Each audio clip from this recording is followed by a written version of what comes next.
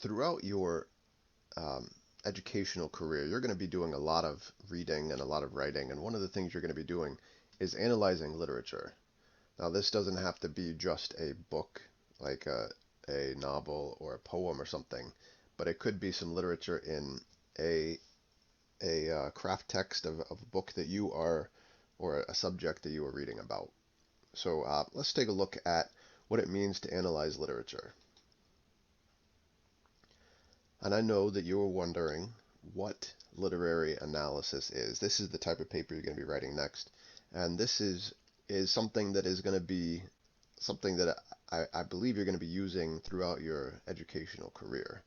Because literary analysis is not just looking at a poem or a short story or a novel, it's looking at a text itself and analyzing it for piece by piece. And as I said, you can do this with any subject. If you're analyzing a building, if you're doing engineering or architecture, you can analyze different things from different pieces, from different points of view, and this can be something that you will use throughout your career. So for this assignment though, literary analysis is this. You're going to be looking at a piece, you're going to close read a piece. This means you're looking at it very detailed. And by doing that, you're going to be looking for themes throughout the piece. Did the author keep coming back to a specific theme? Or you're looking at ideas, and the ideas would be within the piece, but also are shared throughout the writer's career. You look at little pieces throughout um, throughout the career, like the letters they've written or essays they've written or things like that, and you can see the ideas as they form throughout an author's life. And what you're going to be doing is writing an argument about this stance. So, writing an argument about your point of view, your stance on a piece. And make sure that you are writing something that can be argued. So let me give an example. This is my personal experience in writing a literary analysis. When I was in graduate school, one of the things that I had to do was write a literary analysis of my specific novel that I wrote um, for my thesis program, for my thesis, as a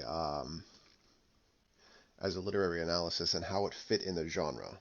So in my graduate program, we wrote a piece, a fiction piece, in a genre of whatever you chose, romance, science fiction, that kind of thing. I wrote in thrillers and mysteries.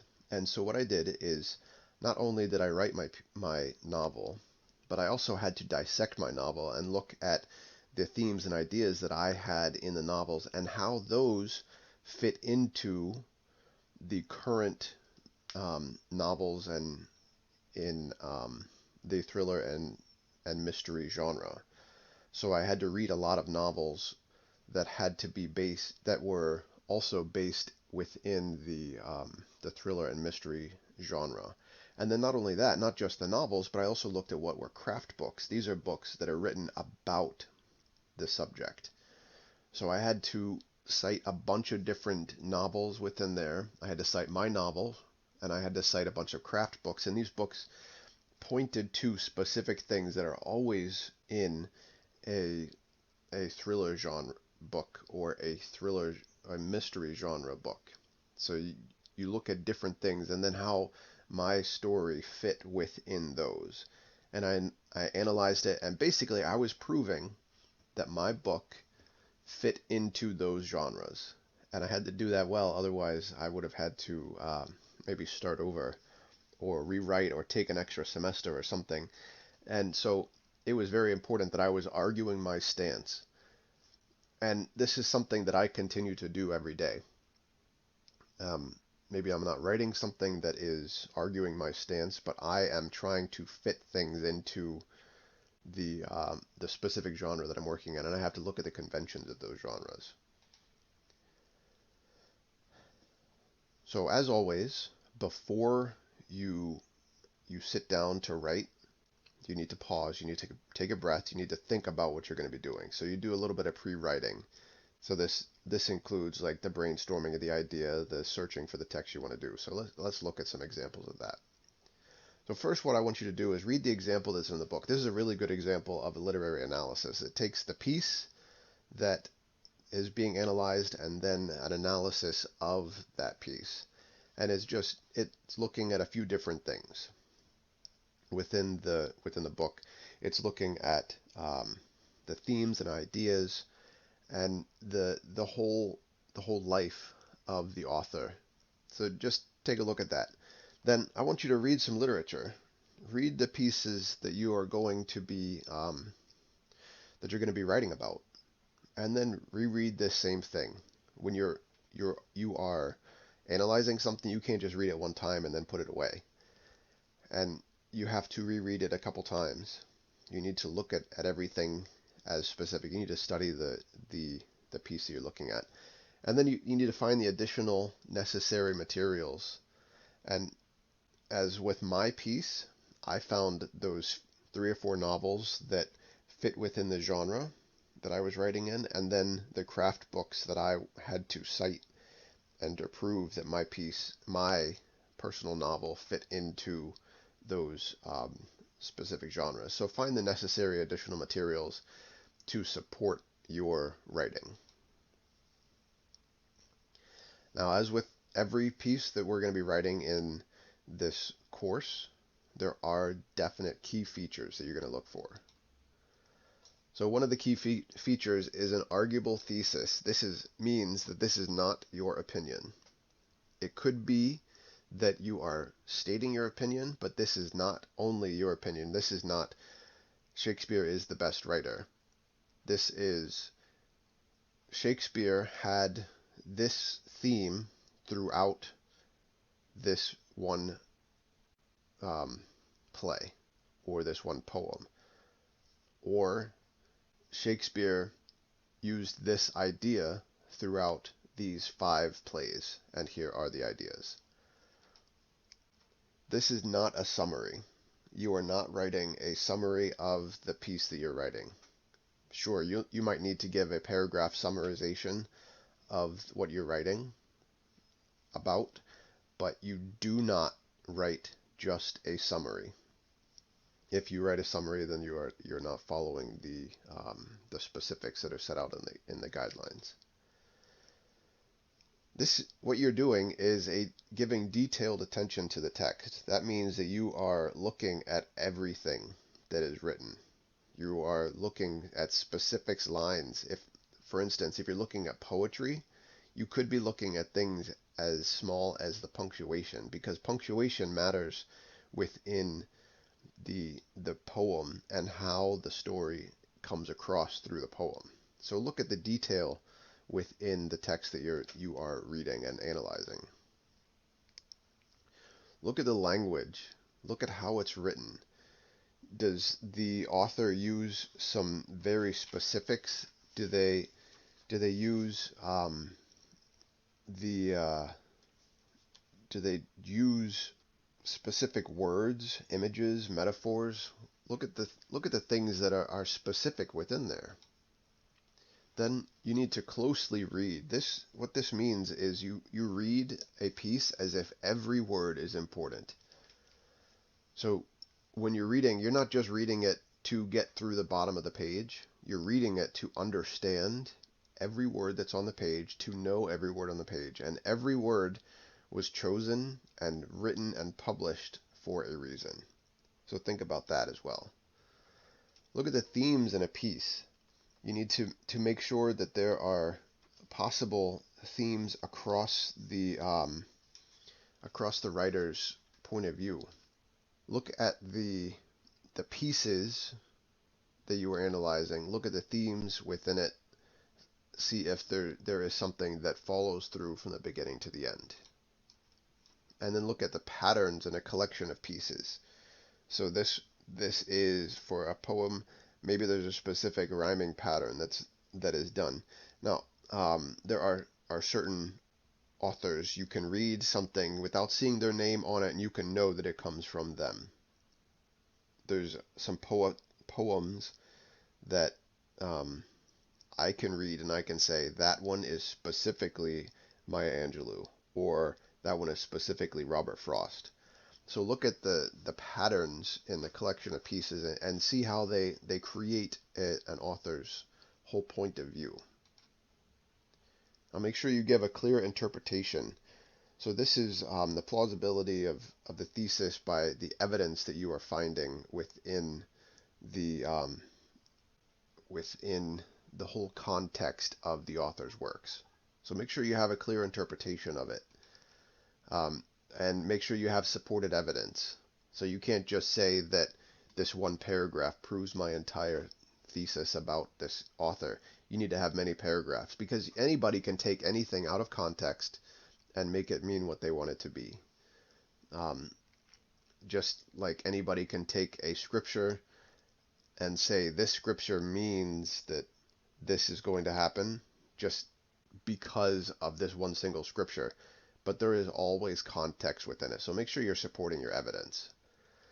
And with this paper, this one is MLA style. So this one's going to be very different from the other things that you have written. This is not in first person. This is not in second person. This one is in specific MLA style. So there are citations that are necessary. There are in-text citations and then a works cited page. So just make sure you are following MLA style with this one. So what you want to do next now is let's think about how you are to write your literary analysis. So we've looked at the key themes. Let's look at just how to do this. First thing, with all of the writing that we do, we need to consider the rhetorical situation. What is the message that the author is sharing with the audience? What's the purpose that the author was given? So let's take a look. With this purpose, you need to figure out what you need to do. What do you need to do? Where do you need to prove? What are you doing here? And you need to consider the audience. How familiar is your audience with the piece that you are writing about? I don't suggest that you take some obscure writing from one of your favorite authors that maybe not many people would know about and talk about that, because that might be harder to connect with the audience. Now, that doesn't mean you can't do that. You can introduce your audience to a brand new author by finding something within this author's writings and say, look, here is this information. So you need to consider the audience. How familiar is your audience? And then introduce them correctly. Then you need to take your stance. What do your observations mean? What does this important thing that I am seeing throughout this author's writings, what does it mean? And then, is there any media you need to include? Is there something like a bunch of text or some images, or maybe even if there was some video that helped to prove your piece? Take a look at that. Make sure you're including everything necessary. Now you've done all of your thinking, you've done all of your pre-working, your reading. Now it's time to generate the text. This is what we're going to be doing. The first thing that you need to do with this assignment, more than any of the other ones, is make sure you're reading the instructions, because these instructions are going to read a little bit different. There's going to be some specifics within there. So read the instructions on the assignment. Read what you need to do. You need to pay attention to how it's written. You need to study your writing that you are analyzing with a critical eye. How does the text work? What are the important things within it? Then you need to choose your method. Are you going to analyze a specific text? Are you going to analyze it from the point of view of the reading itself? Are you going to analyze it from how you as the reader saw it in the first place? What is your point of view? Or what is the context? What is this author's piece throughout the entire lifetime of this author? How does it fit in there? Is this an early piece and it proves it's an early piece because he didn't yet have this style?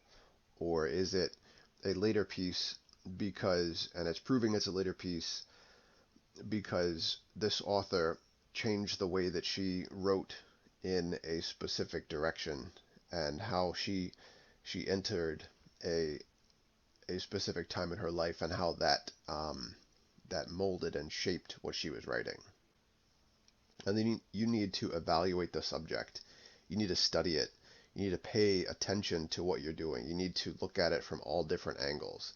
Don't just look at things from one angle. You need to attack it from all sides. Next thing you want to do is compose a strong thesis. The thesis is going to be what helps build your paper. It's going to be what you continually go back to, what you're pointing to. You're going to pay attention to your writing if you stay within a strong thesis. And the strong thesis is very important for this type, because you need to continually break down the work and point to specifics within it by saying, and here's one more point on my thesis, here's one more point, here's one more point.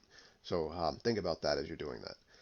Then what you want to do is carefully read the text. There are a bunch of questions that you should answer. Things like, what language provides evidence to support your thesis? Why does a writer choose this type of language?